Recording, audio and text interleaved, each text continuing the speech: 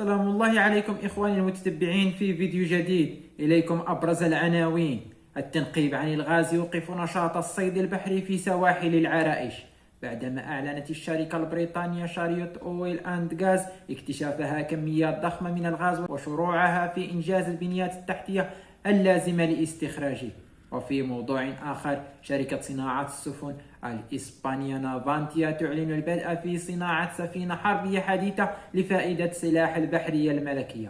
هنشوف معكم أهم التفاصيل، ولكن رجاء دعمكم لنا ضروري لنواصل تقديم الجديد. إن أعجبكم الفيديو دونوا آراءكم واضغطوا على لايك وفعلوا زر الجرس لتتوصلوا بالجديد وبارطاجوا مع الأصدقاء ديالكم فضلا وليس أمرا. تحدثت مصادر إعلامية على أن مهني الصيد في ميناء العرائش تلقوا تعليمات بعدم الصيد في 4 مواقع بسواحل العرائش، وذلك لإتاحة الفرصة للشركة البريطانية شاريوت أويل أند غاز لإنجاز البنية التحتية المرتبطة باستخراج الغاز الطبيعي، وذلك بعدما أعلنت الشركة السنة الماضية عن اكتشاف كميات ضخمة من الغاز بسواحل العرائش.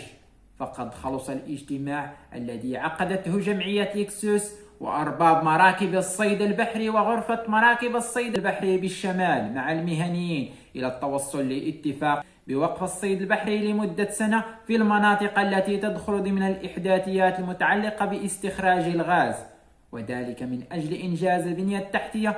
فقد أعرب المهنيون عن تفهمهم لهذا المقترح، وأعربوا عن رغبتهم في عقد شراكة مع المنقبة عن الغاز لدعم قطاع الصيد البحري تحسبا لأي آثار سلبية قد يخلفها هذا القرار. فهذه الشركة قد أعلنت في بلاغ لها في مارس الماضي على أن بئر أنشوا 2 يتوفر على كميات ضخمة من الغاز الطبيعي الجاف ذو الجودة العالية. فحسب التوقعات الأولية لاحتياطيات الغاز الطبيعي المكتشف بسواحل العرائش تبلغ 1 تريليون قدم مكعب، بما يمثل زيادة قدرها 148%، وتشمل 361 مليار قدم مكعب من المواد الطبيعية المؤكدة و690 مليار قدم مكعب من المواد المحتملة. وتمتلك شركة شاريو أويل أند غاز 75% من أسهم هذا الحقل، فيما تعود 25% من أسهم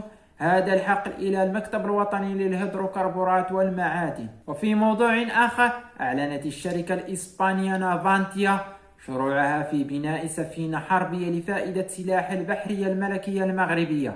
فقد أعلنت الشركة بداية من يوليوز من هذه السنة البدء في أشغال صناعة سفينة أفونت 1800 لفائدة سلاح البحرية الملكية المغربية.